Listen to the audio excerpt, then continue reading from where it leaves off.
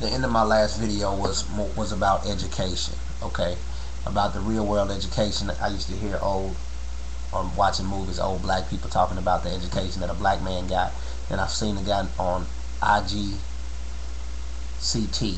That's the name of the channel. It's Ig the Country Turtle. IGCT. It's an old white guy.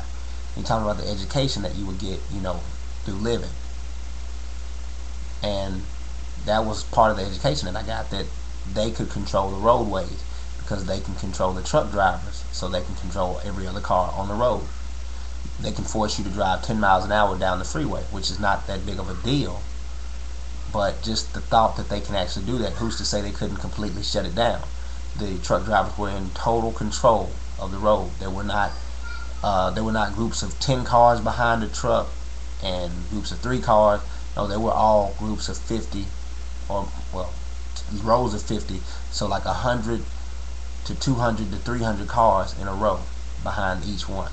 And so I'm driving down the shoulder, and the trucks try to stop me. They get over in front of me, and then I'm can't get in, so I force my way in front into the car, into the spot behind them, and that way I can get over. Not use the same tactic. I mean, if people understood street racing and riding motorcycles and stuff like that, you understand having to control the road. I mean, it's not legal, it's not right, but I knew what to do. So I get in the lane, and then I'm getting getting bogarting the other person's lane. So I'm getting those cars to hold back, so I can get some speed going if I need to. Get them to hold back and leave a little space.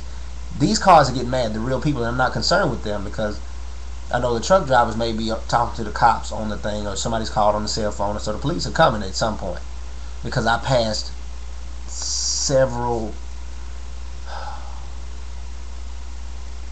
at least a dozen of these groups, okay?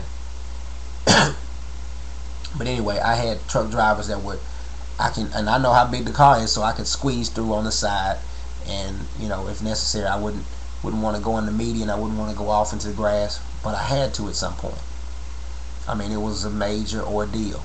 At one point, this truck had caught me and just had me hemmed in, but I saw that he was over just enough, and there was a rail, and I said, you know what, he's not getting over all the way. So I just took off and ran beside that truck, and I was close enough to the truck. I showed my brother, and I was going slow, and I was like, he's not just gonna come over on me, and luckily he didn't.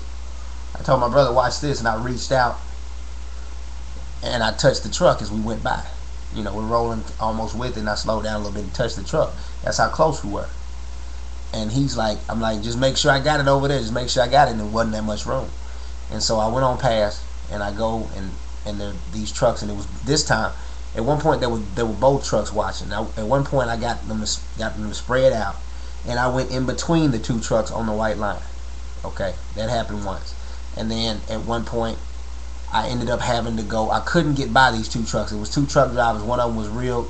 He didn't mind swerving his truck, and I mean, he basically was weaving his truck like a snake, and I could not get through there. He wasn't going to let me by, so I'm sitting there thinking, you know what, he's called the cops. They're trying to hold me here for real, both of them. So I'm like, well, no. What it was, I had to use the bathroom. That's all it was. So I'm like, okay, I know what I'm going to do. So I held up the other cars, because like I said, I can control these cars.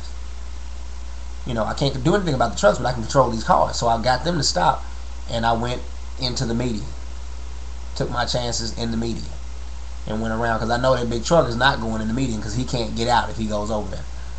I'm running the risk of getting caught in that. But then I looked, and I noticed it was leveled off enough that I figured out it was dry outside, and it was leveled off enough, and I'm thinking I can make it. So I went on, and we eventually made it back. We got past all that control or whatever they were doing, and we made it back home safe.